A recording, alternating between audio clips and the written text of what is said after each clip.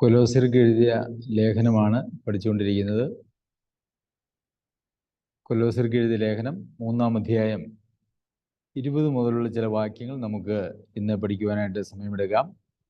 കൊലോസ്യർക്ക് എഴുതിയ ലേഖനം 3-ാം അധ്യായം 20 മുതലുള്ള വാക്യങ്ങൾ. മക്കളെ, നിങ്ങളുടെ അമ്മയപ്പന്മാരെ സകലത്തിലും അനുസരിപ്പിൻ. ഇത് കർത്താവിൻ്റെ ശിഷ്യന്മാരിൽ കണ്ടാൽ പ്രസാദകരമല്ലോ. മക്കളും മാതാപിതാക്കന്മാരും എന്നുള്ള ഈ വിഷയത്തെ സംബന്ധിച്ച് ദൈവവചനത്തിൽ നിന്നും ഉള്ള ഒരു സന്ദേശം ഇതിനു മുമ്പ് നമ്മൾ സഭയിൽ നൽകിയിട്ടുള്ളതും അത് യൂട്യൂബിൽ അപ്ലോഡ് ചെയ്തിട്ടുമുണ്ട്. ദയവായി നിങ്ങളത് കേൾക്കാനായിട്ട് ശ്രമിക്കണം.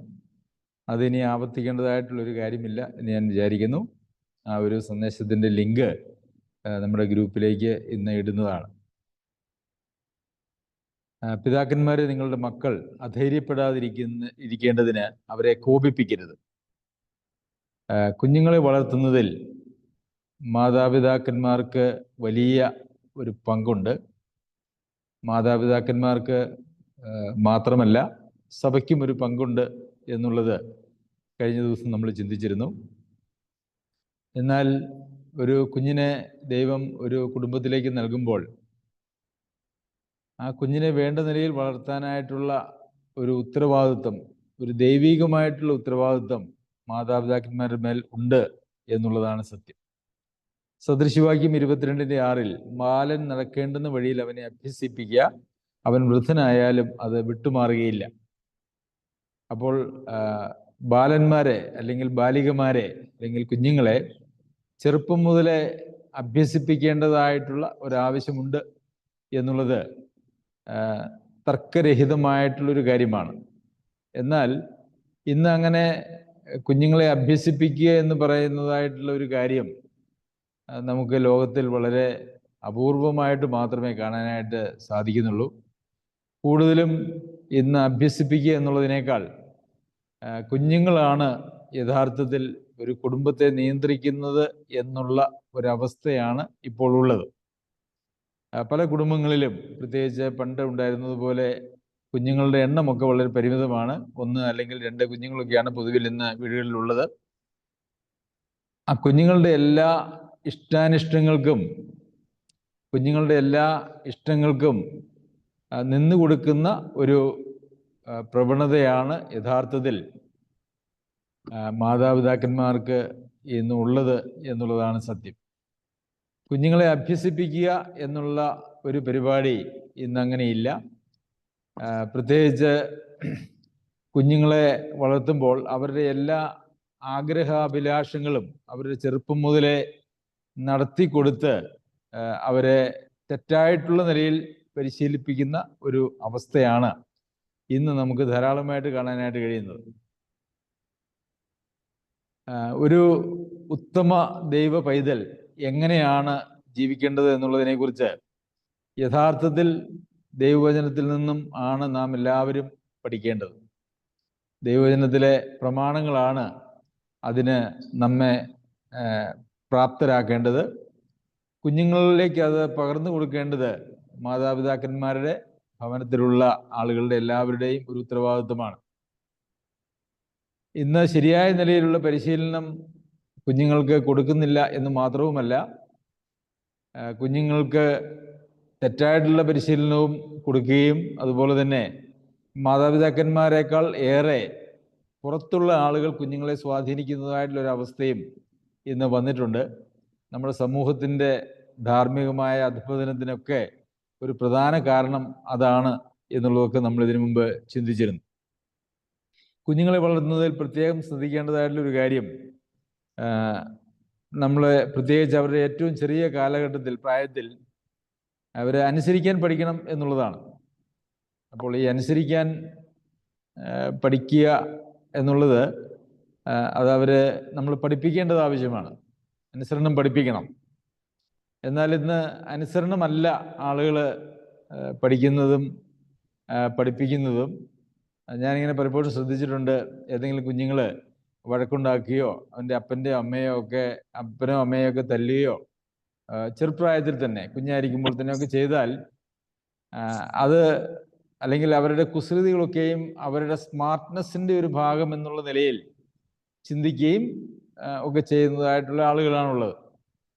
എന്നാൽ കുഞ്ഞുങ്ങളോടുള്ള ബന്ധത്തിൽ നമ്മൾ അവരെ പരിശീലിപ്പിക്കുന്നതിൻ്റെ ഏറ്റവും പ്രധാനപ്പെട്ട ഒരു കാര്യം എന്ന് പറയുന്നത് അവര് ശരി ഏത് തെറ്റ് ഏത് എന്നുള്ളത് അവർ കൃത്യമായി മനസ്സിലാക്കണം. അതിൽ മാതാപിതാക്കന്മാർ ഒരു 98% ആളുകളും അതിൽ പരാജയപ്പെടുന്നു എന്നുള്ളത് നമുക്ക് കാണാനായിട്ട് സാധിക്കും. എന്തുകൊണ്ടാണ് അവർ പരാജയപ്പെടുന്നത് എന്ന് ചോദിച്ചാൽ, ഒരു കുഞ്ഞിനെ സംബന്ധിച്ചിടത്തോളം അവന് മാതാപിതാക്കന്മാരുടെ പ്രതികരണത്തിൽ നിന്നും ഒരേ കാര്യം തന്നെ ചിലപ്പോൾ ശരിയും ചിലപ്പോൾ തെറ്റും എന്നുള്ളത് ആണ് അവർക്ക് കിട്ടുന്ന ഒരു സന്ദേശം എന്ന് പറയുന്നത്.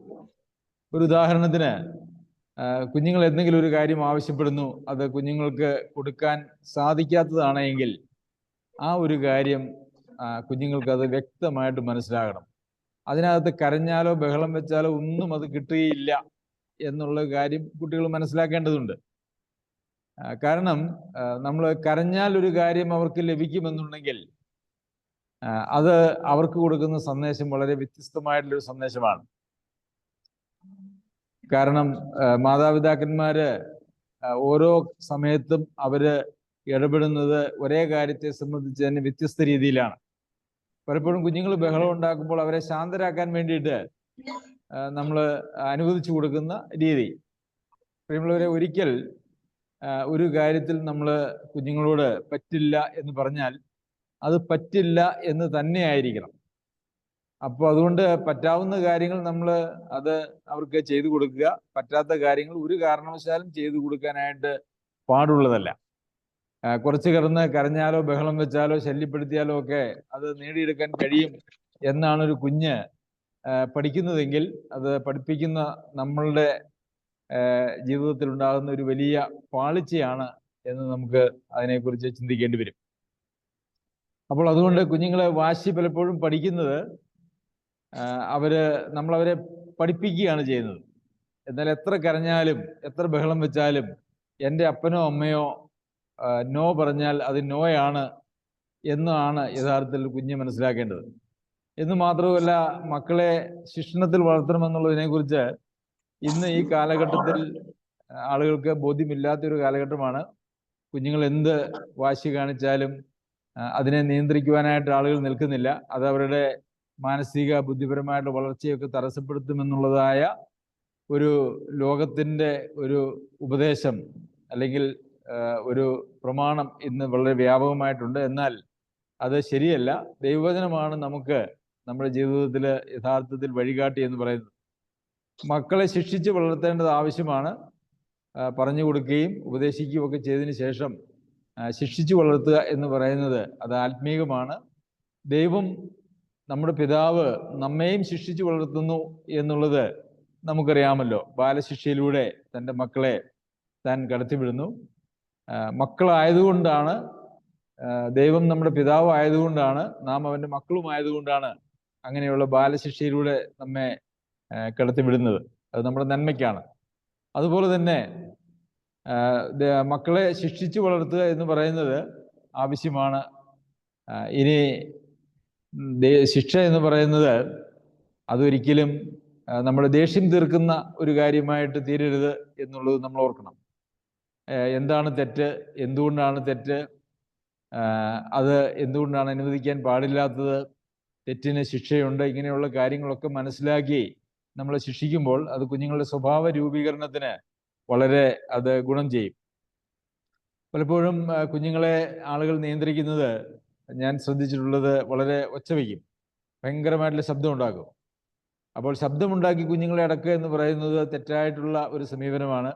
അപ്പോൾ കുഞ്ഞുങ്ങൾ അതിൽ നിന്നും പഠിക്കുന്നത് ഇഷ്ടപ്പെടാതെ വന്നാൽ, ഒരു തെറ്റ് കാണിച്ചാൽ ഉടനെ ഒച്ച വയ്ക്കാം, ശബ്ദമുണ്ടാക്കാം എന്നുള്ളതാണ്. അപ്പോൾ നമ്മുടെ കുഞ്ഞുങ്ങൾ എങ്ങനെ വളർന്നു വരണം എന്നുള്ളത് നമ്മൾ തീരുമാനിച്ചിട്ട് അതിനനുസരിച്ചിട്ടുള്ള ഒരു സമീപന രീതി നമ്മളുടെ ജീവിതത്തിലും ഉണ്ടാകേണ്ടത് ആവശ്യമാണ്.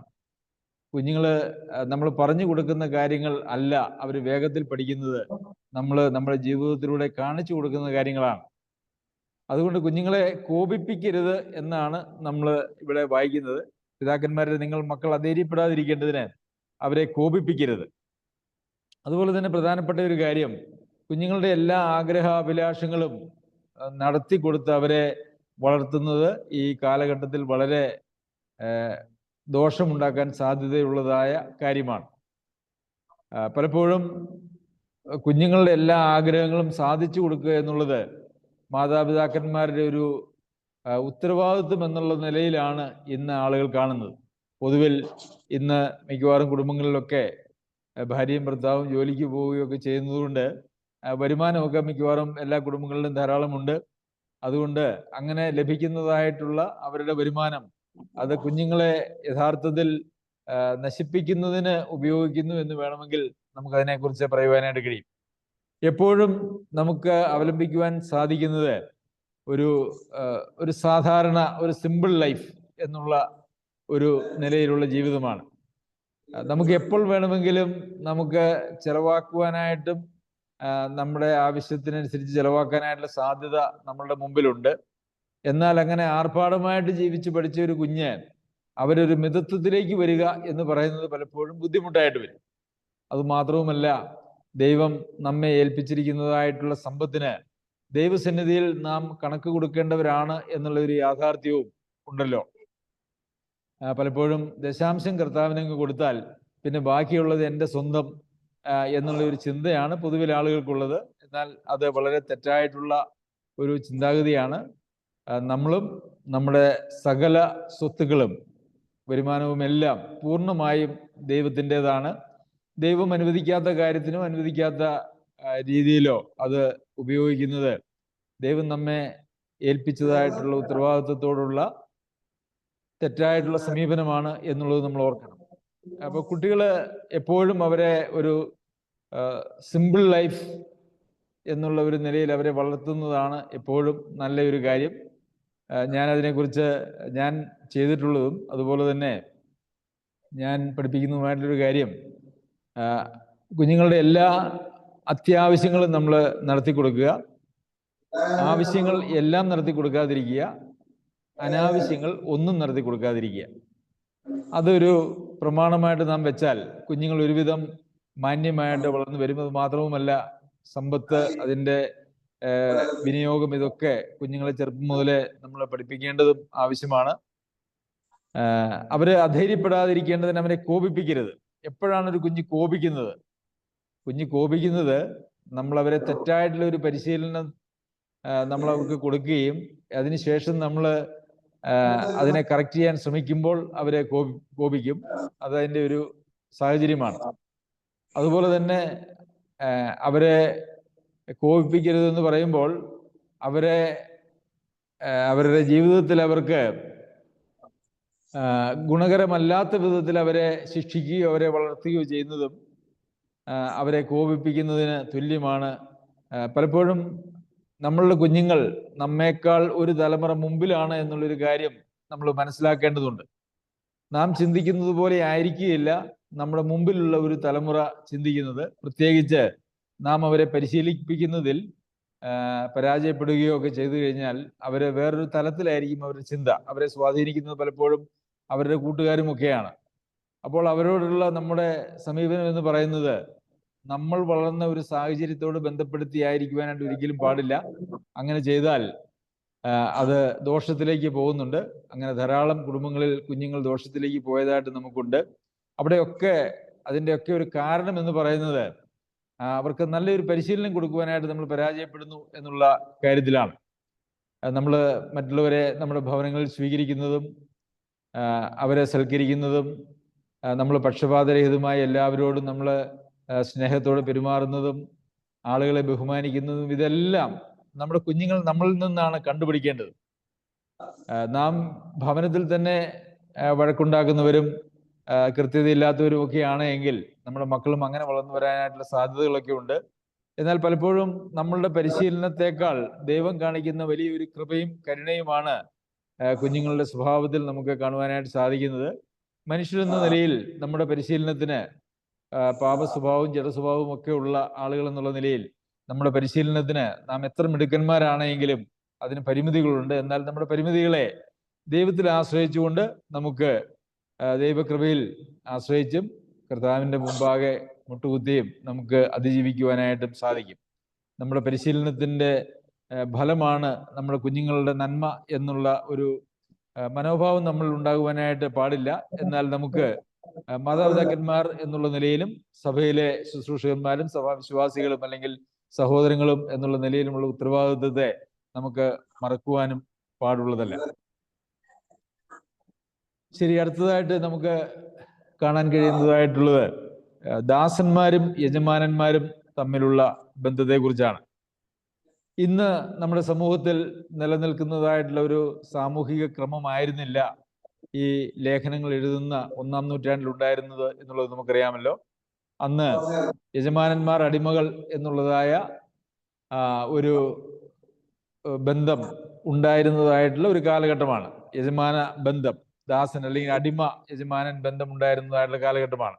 ആ ഒരു കാലഘട്ടത്തിലാണ് ഇത് എഴുതിയിരിക്കുന്നത് എന്നുള്ളത് കൊണ്ട് അതിൽ നിന്ന്, അങ്ങനെയുള്ള കാലഘട്ടത്തിലാണ് ഇത് എഴുതിയിരിക്കുന്നതെങ്കിലും അതിൽ നിന്ന് നമുക്ക് ചില പ്രമാണങ്ങൾ പഠിക്കുവാനായിട്ടുണ്ട് എന്നുള്ളത് നാം ശ്രദ്ധിക്കണം. ആ പ്രമാണങ്ങൾ നമുക്ക് ഇവിടെ നിന്ന് പഠിക്കുവാനായിട്ട് സാധിക്കും. ദാസന്മാരെ ജഡപ്രകാരമുള്ള യജമാനന്മാരെ സകലത്തിലും അനുസരിപ്പിൻ, മനുഷ്യരെ പ്രസാദിപ്പിക്കുന്നത് പോലെ ദൃഷ്ടി സേവകളാലല്ല, കർത്താവിനെ ഭയപ്പെട്ടുകൊണ്ട് ഹൃദയത്തിന്റെ ഏകാഗ്രതയോടെ അത്രേ അനുസരിക്കേണ്ടത്. അപ്പോൾ യജമാനൻ ദാസൻ എന്ന് പറയുമ്പോൾ ഇവിടെ ഉദ്ദേശിച്ചിരിക്കുന്നത് ദാസന്മാരായിട്ടുള്ള ആളുകൾ രക്ഷിക്കപ്പെട്ട് ദൈവസഭയുടെ ഭാഗമാകുമ്പോൾ അല്ലെങ്കിൽ കർത്താവിന്റെ മക്കളാകുമ്പോൾ അവരുടെ യജമാനന്മാരോടുള്ള മനോഭാവം എന്തായിരിക്കണം എന്നുള്ളതാണ്.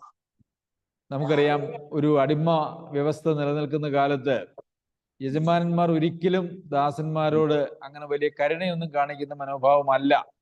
നമുക്കറിയാം, നമ്മുടെ നാട്ടിലും അങ്ങനെയുള്ള അടിമത്ത സമ്പ്രദായമൊക്കെ ഉണ്ടായിരുന്നു. അത് ലോകത്ത് എല്ലായിടത്തും ഒരു കാലത്ത് ഉണ്ടായിരുന്നു എന്നുള്ളതാണ്. എന്നാൽ യജമാനന്മാർ എപ്പോഴും ദാസന്മാരോട് പെരുമാറുന്നത് വളരെ ക്രൂരമായിട്ടാണ്.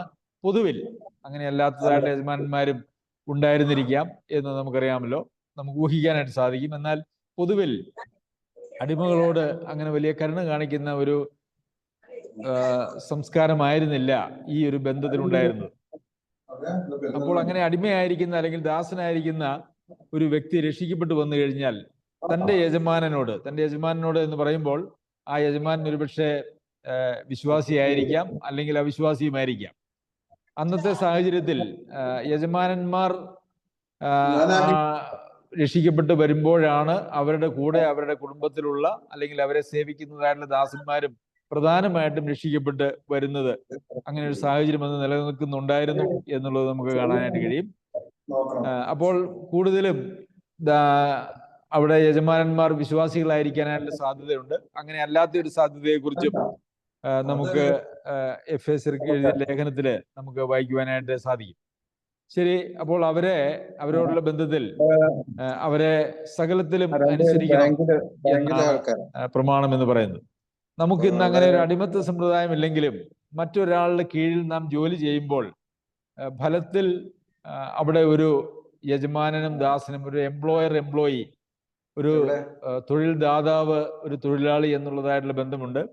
ആ ഒരു ബന്ധത്തിൽ ഈ പ്രമാണങ്ങൾ വളരെ ബാധകമാണ് എന്ന് നമുക്ക് കാണുവാനായിട്ട് സാധിക്കും.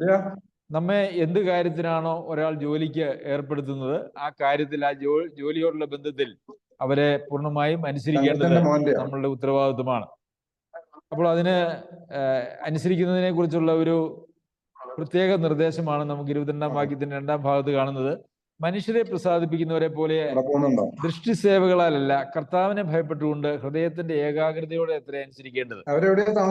നമുക്കറിയാം, ഒരു യജമാനനോട് അല്ലെങ്കിൽ ഒരു തൊഴിൽ ദാതാവിനോട് മിക്കവാറും പലപ്പോഴും ആളുകളുടെ ഒരു പൊതു പ്രവണത എന്ന് പറയുന്നത് അവരോട് താല്പര്യമില്ലാതെ ഇരിക്കുകയും നിവൃത്തി ഉണ്ടെങ്കിൽ ജോലി യോഗ്യമായി ചെയ്യാതിരിക്കുക, നിവൃത്തി ഇല്ലെങ്കിൽ യോഗ്യമായി ചെയ്യുക എന്നുള്ള നിലയിലാണ്. നമുക്കറിയാം, നമ്മുടെ നാട്ടില് തൊഴിലാളികള് വളരെ അവരുടെ തൊഴിൽ ദാതാക്കളോട് വളരെ മോശമായും ഒക്കെ പെരുമാറുന്നതായിട്ടുള്ളൊരു സംവിധാനം നമ്മുടെ നാട്ടിലുണ്ട്. എന്നാൽ അവര് മറ്റ് നാടുകളിലേക്കൊക്കെ, വിദേശ രാജ്യങ്ങളിലേക്കൊക്കെ പോയി കഴിഞ്ഞാൽ അവരുടെ തൊഴിൽ ദാതാക്കളോട് വളരെ ബഹുമാനത്തോടും ഭയത്തോടും കൂടിയൊക്കെയാണ് അവർ ചെയ്യുന്നത്. എന്നാൽ നമ്മുടെ സ്വന്തം നാട്ടിൽ അവർക്ക് ആ ഒരു ഭയം അല്ലെങ്കിൽ ആ ഒരു സ്നേഹം, ബഹുമാനം, അനുസരണം എന്ന് പറയുന്നത് പലപ്പോഴും കുറവാണ് എന്ന് നമുക്ക് കാണുവാനായിട്ട് സാധിക്കും.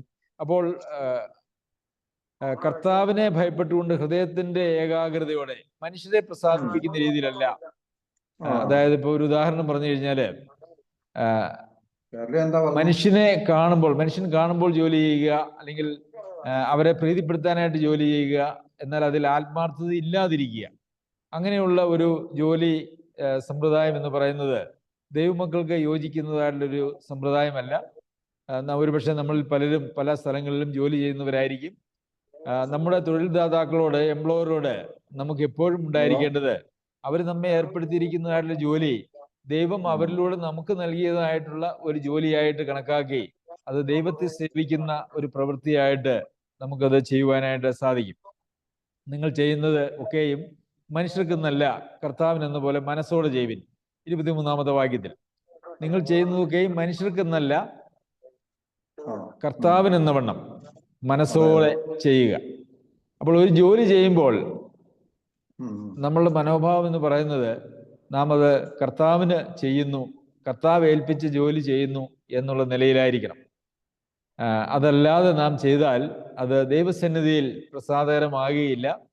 നമ്മെ ദൈവം എവിടെ ആക്കിയിരിക്കുന്നോ അത് സംബന്ധിച്ച്, നമ്മെ സംബന്ധിച്ചൊരു ദൈവിക പരിപാടിയുണ്ട്.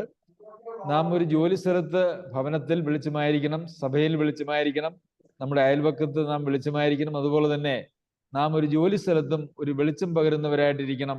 അപ്പോൾ നമ്മുടെ ജോലി ദാതാക്കളെയും അതുപോലെ തന്നെ നമ്മുടെ കൂടെ ജോലി ചെയ്യുന്ന ആളുകൾക്കൊക്കെ നമ്മളൊരു വെളിച്ചമായി തീരുന്നത് നമ്മളെ ഏൽപ്പിച്ചതായിട്ടുള്ള ജോലി അത് ഏറ്റവും മാന്യമായിട്ട് ചെയ്യുമ്പോഴാണ് എന്ന് നമുക്കറിയാമല്ലോ. മനസ്സോടെ ചെയ്യണം, മനുഷ്യർക്കെന്നല്ല കർത്താവിനെന്ന് വേണം മനസ്സോടെ ചെയ്യണം. 24-ാമത്തെ വാക്യത്തിൽ, അവകാശം എന്ന പ്രതിഫലം കർത്താവ് തരുമെന്നറിഞ്ഞ് കർത്താവായ ക്രിസ്തുവിനെ സേവിപ്പിൻ. അപ്പോൾ വീണ്ടും ഒരു വിശദീകരണം അവിടെ തരികയാണ്. എന്താണ് അവകാശം എന്ന പ്രതിഫലം കർത്താവ് തരുമെന്നറിഞ്ഞ്? നമ്മുടെ ഉടമ അല്ലെങ്കിൽ യജമാനൻ നമുക്ക് നൽകുന്നതായിട്ടുള്ള പ്രതിഫലത്തിന് അപ്പുറം അവകാശം എന്ന ഒരു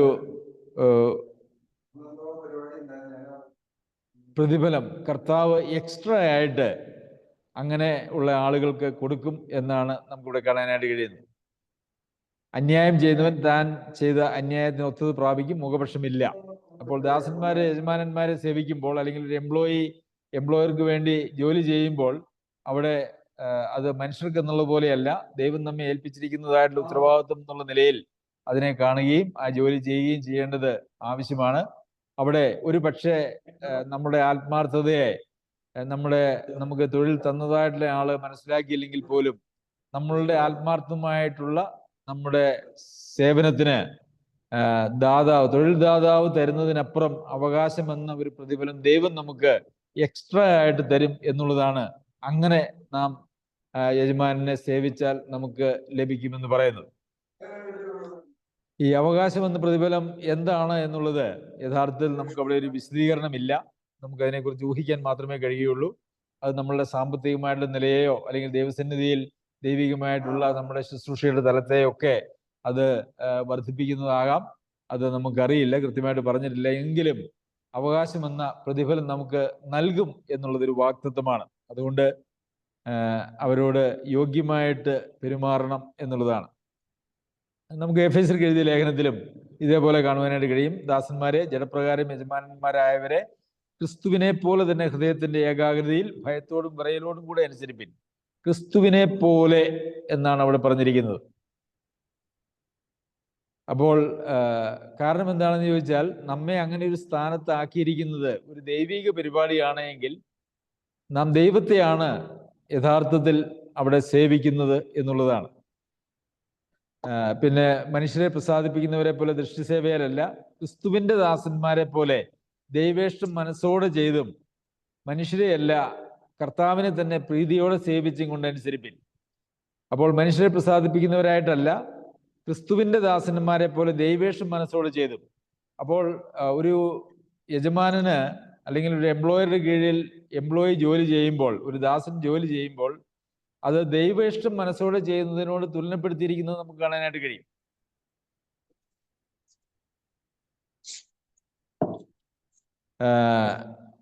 8-ാമത്തെ വാക്യത്തിൽ ദാസനോ സ്വതന്ത്രനോ ഓരോരുത്തൻ ചെയ്യുന്ന നന്മയ്ക്ക് കർത്താവിൽ നിന്ന് പ്രതിഫലം പ്രാപിക്കും എന്ന് നമ്മൾ അറിയുന്നുവല്ലോ. മറ്റൊരു സ്ഥലത്ത് നമ്മളെ കൊണ്ട് നന്മ അനുഭവിക്കുന്നവർ ദൈവമക്കളാകൊണ്ട് അവരെ വിശേഷാൽ സേവിക്കുക അത്രേ വേണ്ടത് എന്ന് നമ്മൾ വായിക്കുന്നുണ്ട്. നമ്മളെ കൊണ്ട് നന്മയുണ്ടാകുന്ന ആളുകൾ വിശ്വാസികളാണെങ്കിൽ അവരെ വിശേഷാൽ സേവിക്കുക എന്ന് പറയുന്നത് ഏറ്റവും ദൈവം ആഗ്രഹിക്കുന്നതായിട്ടുള്ള കാര്യമാണ്. അപ്പോൾ ദാസന്മാർക്ക് അങ്ങനെയുള്ള നിർദ്ദേശങ്ങളുണ്ട്. അതുപോലെ തന്നെ യജമാനന്മാർക്കും നിർദ്ദേശങ്ങളുണ്ട് എന്ന് നമുക്ക് കാണാനായിട്ട് കഴിയും. കൊലോസ്യർക്ക് എഴുതിയ ലേഖനം 4-ാം അധ്യായത്തിന് 1-ാം വാക്യത്തിൽ, യജമാനന്മാരെ നിങ്ങൾക്കും സ്വർഗത്തിൽ യജമാനുണ്ട് എന്നറിഞ്ഞ് ദാസന്മാരോട് നീതിയും ന്യായവും ആചരിപ്പിൻ. എഫെസ്യർക്ക് എഴുതിയ ലേഖനത്തിലാണെങ്കിൽ അതിന്റെ 6-ാം അധ്യായത്തിന്റെ 9-ാം വാക്യത്തിൽ, യജമാനന്മാരെ അവരുടെയും നിങ്ങളുടെയും യജമാനൻ സ്വർഗത്തിലുണ്ടെന്നും അവന്റെ പക്കൽ മുഖപക്ഷമില്ലെന്നും അറിഞ്ഞുകൊണ്ട് അങ്ങനെ തന്നെ അവരോട് പെരുമാറുകയും ഭീഷണി വാക്ക് ഒഴിവാക്കുകയും ചെയ്യുവിൻ. ദൈവവചനത്തിൽ നാം ശ്രദ്ധിച്ചാൽ എല്ലാവർക്കും ഉത്തരവാദിത്തങ്ങളുണ്ട് എന്ന് നമുക്ക് കാണാം. ഭാര്യയ്ക്ക് ഭർത്താവിനോടും, ഭർത്താവിന് ഭാര്യയോടും, മക്കൾക്ക് മാതാപിതാക്കന്മാരോടും, മാതാപിതാക്കന്മാർക്ക് മക്കളോടും, ദാസന്മാർക്ക് യജമാനന്മാരോടും, യജമാനന്മാർക്ക് ദാസന്മാരോടും, എല്ലാ നിലയിലും എല്ലാവർക്കും ഉത്തരവാദിത്തങ്ങളുണ്ട്. പലപ്പോഴും നമ്മളുടെ ഒരു പ്രശ്നം എന്താണെന്ന് വെച്ച് കഴിഞ്ഞാൽ, നമ്മൾ ഏത് സ്ഥാനം അലങ്കരിക്കുന്നുവോ നമ്മളുടെ ഉത്തരവാദിത്തങ്ങളെ നാം മറന്നിട്ട് അവകാശങ്ങളെക്കുറിച്ച് നാം കൂടുതൽ ബോധവാന്മാരാകുന്നു എന്നുള്ളതാണ്. ഒരു ഭർത്താവ് എന്നുള്ള നിലയിൽ ഭാര്യ കീഴ്പ്പെടണം എന്നുള്ള ഒരു അവകാശം അല്ലെങ്കിൽ ഒരു വചനം നമുക്ക് ഉണ്ട്. പുരുഷന്മാരായിട്ടുള്ള ആളുകൾക്ക് അത് വളരെ പ്രാധാന്യമാണ്. അതുപോലെ സ്ത്രീകൾ ഭർത്താക്കന്മാർ സ്നേഹിക്കുകയും പോറ്റി പുലർത്തുകയും ചെയ്യണം എന്നുള്ള ആ ഒരു അവകാശം സ്ഥാപിക്കുവാനായിട്ട് ശ്രമിക്കും.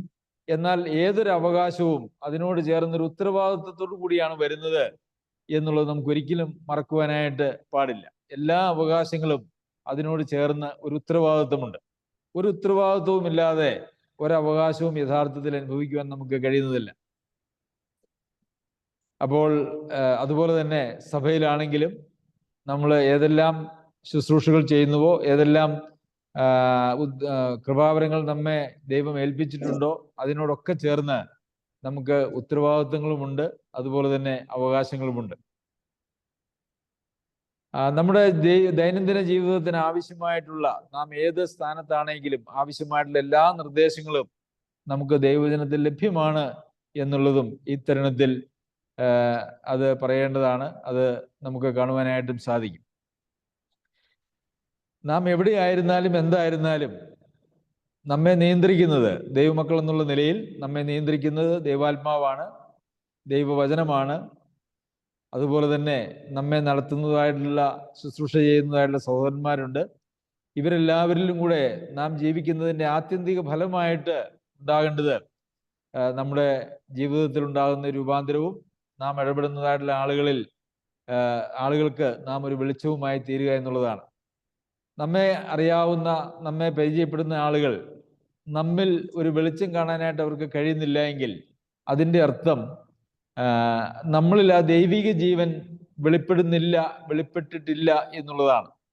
നമ്മളിൽ ദൈവിക ജീവൻ വെളിപ്പെട്ടിട്ടുണ്ട് എങ്കിൽ, ആ ജീവന്റെ സമൃദ്ധി നമുക്ക് ഉണ്ട് എങ്കിൽ അത് മനുഷ്യർക്ക് വെളിച്ചമായി തീരുമെന്നുള്ളത് 100% ഉറപ്പാണ്. കർത്താവിൽ ജീവൻ ഉണ്ടായിരുന്നു, ആ ജീവൻ മനുഷ്യരുടെ വെളിച്ചമായിരുന്നു നമ്മൾ വായിക്കുന്നുണ്ടല്ലോ. ആ കർത്താവിലുള്ള ജീവൻ, ആ നിത്യജീവനാണ് യഥാർത്ഥത്തിൽ നമുക്ക് ലഭിക്കുന്നത്. ആ ജീവന്റെ പങ്കാളിത്തം നമുക്ക് ലഭിച്ച് നാം ആ കർത്താവിൽ വസിക്കുന്നുവെങ്കിൽ നമ്മളിലൊരു വെളിച്ചമുണ്ടായിരിക്കും. ആ വെളിച്ചം നമ്മളുടെ വീട്ടിലുള്ള ആളുകൾക്ക് കാണാനായിട്ട് കഴിയും. അതുപോലെ തന്നെ അത് നമ്മുടെ അയൽവക്കത്ത് അത് കാണാനായിട്ട് കഴിയും. നമ്മുടെ സഭയിൽ ആ വെളിച്ചം കാണാനായിട്ട് കഴിയും. അങ്ങനെ ഒരു വെളിച്ചമായി തീരാൻ നമുക്ക് നമ്മുടെ ഭവനത്തിലും, നമ്മുടെ അയൽവക്കത്തും, നമ്മുടെ ഭവനത്തിലും അതുപോലെ തന്നെ സഭയിലും സാധിക്കുന്നില്ല എങ്കിൽ ആ ദൈവിക ജീവന്റെ ഒരു അപര്യാപ്തത നമ്മളിൽ ഉണ്ട് എന്ന് മാത്രമാണ് അതിൽ നിന്ന് നമുക്ക് മനസ്സിലാക്കുവാനായിട്ട് സാധിക്കുക. നിങ്ങളെക്കുറിച്ച് എല്ലാ തിന്മയും കളവായി പറയുമ്പോൾ നമ്മൾ അങ്ങനെയാണ് വായിക്കുന്നത്. സത്യമായിട്ട് നമ്മളെക്കുറിച്ച് തിന്മ പറയുവാനായിട്ട് ഒരിക്കലും ആവശ്യമില്ല, അങ്ങനെ ഇടവരരുത്. നമ്മളെക്കുറിച്ച് ആരെങ്കിലും എന്തെങ്കിലും തിന്മ പറഞ്ഞാൽ പോലും അത് കളവായിട്ട് മാത്രമേ പറയാനായിട്ട് പാടുള്ളൂ. അതുപോലെ തന്നെ നിങ്ങളുടെ നല്ല നടപ്പിനാൽ വചനം കൂടാതെ ചേർന്ന് വരുമെന്ന് നമ്മൾ വായിക്കുന്നു. അതും ഒരു വെളിച്ചമായിട്ട് ജീവിക്കുന്നതിൻ്റെ ഒരു ഫലമാണ് എന്നുള്ളത് നമുക്കറിയാം. പ്രിയമുള്ളവരെ, നമുക്ക് ലോകത്തിന് വെളിച്ചമായി തീരാം. ഒരു ഭർത്താവോ ഒരു ഭാര്യയോ അപ്പനോ മക്കളോ ഒരു എംപ്ലോയറോ ഒരു എംപ്ലോയിയോ അല്ലെങ്കിൽ ഒരു പൗരനോ ആയിട്ട് നാം ഈ ലോകത്ത് ജീവിക്കുമ്പോൾ നമ്മെ കാണുന്നവരെല്ലാവരും ദൈവത്തിന്റെ വെളിച്ചം കാണേണ്ടത് ആവശ്യമാണ്. നിങ്ങൾ ലോകത്തിന്റെ പ്രകാശമാകുന്നു എന്ന് കർത്താവ് നമ്മൾ പറഞ്ഞല്ലോ. ഭൂമിയുടെ ഉപ്പും ലോകത്തിന്റെ പ്രകാശവുമായി നമുക്ക് ജീവിക്കാം. സർവശക്തനായ ദൈവം നമ്മെ എല്ലാവരെയും അതിനെ സഹായിക്കട്ടെ. അവന്റെ അതിപരിശുദ്ധ നാമം വാഴ്ത്തപ്പെടുമാറാകട്ടെ.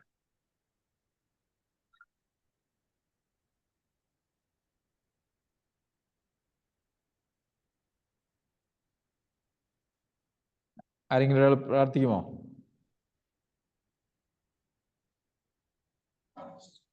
ജയരാമൻ ബ്രദറെ.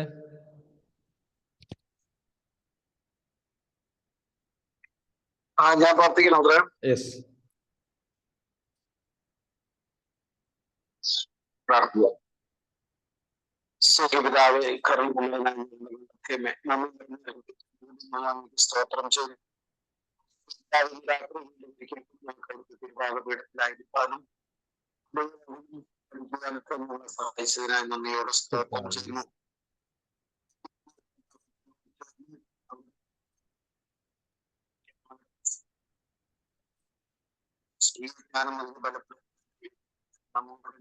സ്തോത്രം ചെയ്യുന്നു. ശുശ്രൂഷയെ സംബന്ധിച്ച് എല്ലാ സേവനങ്ങൾക്കായിട്ടും പ്രാർത്ഥിക്കുന്നു. പ്രാർത്ഥിക്കുന്നു.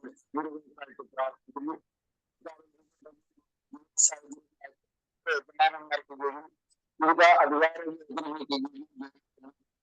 എല്ലാവരും സ്തോത്രം ചെയ്യുന്നു. എല്ലാവരും സമർപ്പിക്കുകയാണ്. അങ്ങനെ ആരംഭിച്ചതുപോലെ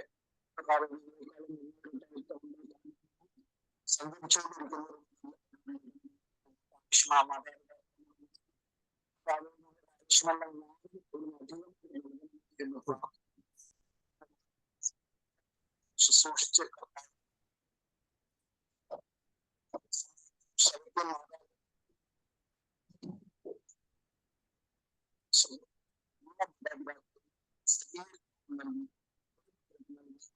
ശക്തി സഹായിക്കുന്ന എല്ലാ